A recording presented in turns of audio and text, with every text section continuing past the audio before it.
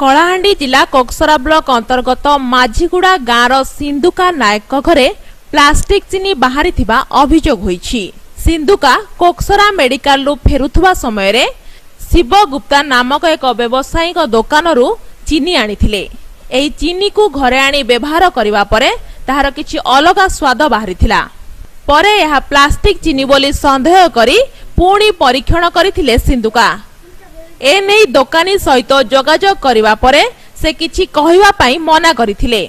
अन्यपटे कोकसरा जोगाण निरीक्षक विघ्नराज महापात्र को एने अवगत करावा परे सरकारी राशन होई नथिबा और व्यक्तिगत दोकान नु सामग्री नेइथिबारु आमे किछि करि परिबु नाही बोली से स्पष्ट मना करि दैथिले।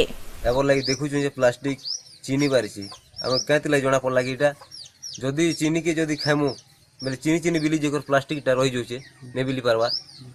और छोटा भाई गोट भी देखला खै देखला एटा कंता ने बिल मारना पानी रे पके कर देखबा के पानी रे भी सेटा उपे जोचे ने बस परवा।